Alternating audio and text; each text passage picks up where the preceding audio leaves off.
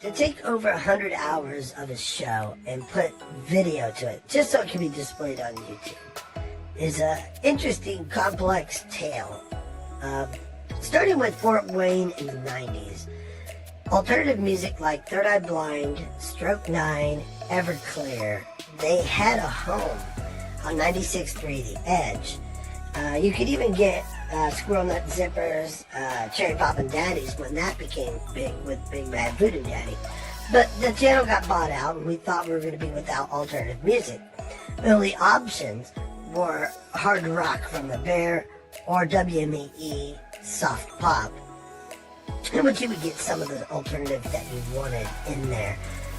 So 96.3 The Edge sells out and becomes Extreme 102.3.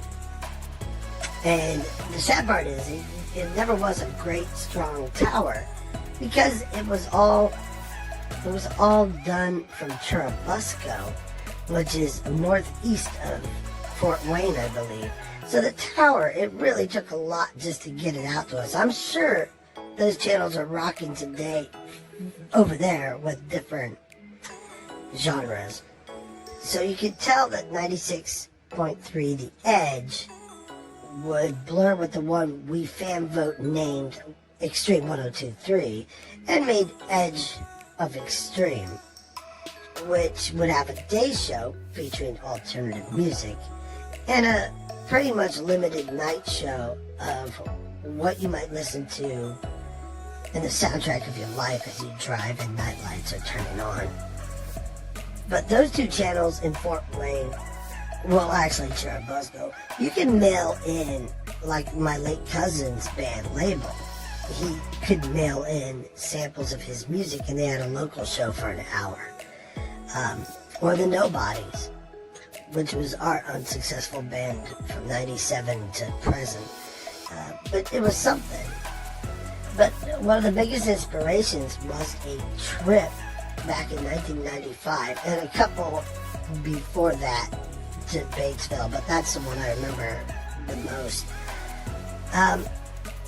Batesville's just this little blip on the map south of Indy, and it's so close. I think Z-Rock is a national radio station that's, played everywhere, syndicated.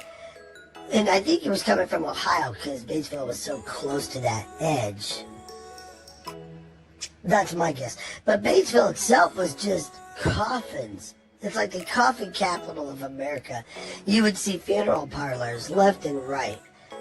Factories that built the coffins. I swear there was nothing to do there but see more coffins. Just throw me in a cardboard box and call it a day. Much easier. But Z-Rock itself was a channel filled with lots and shit tons of Metallica, and they boasted it, and they'd play it back to back, and it was mandatory Metallica this and that. They would try to play Whitney Houston and stop, and it would just go not, and they would play something else.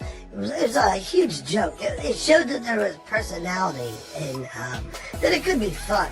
And they left some profanity in. I always wanted a channel,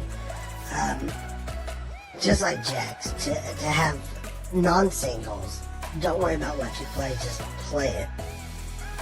Because music needs to be exactly what you're feeling and not what you're feeling from what's handed to you that's censored. For the most part, which is why satellite radio pretty much rocks.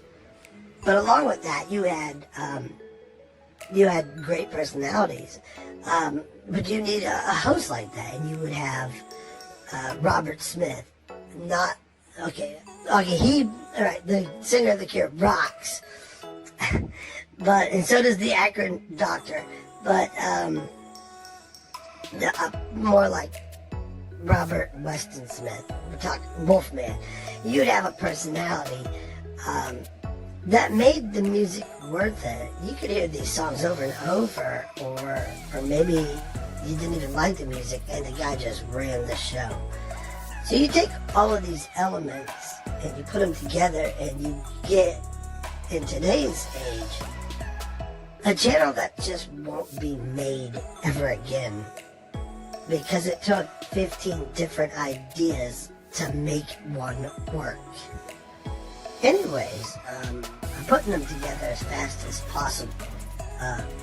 But I do hope you enjoy before you get some.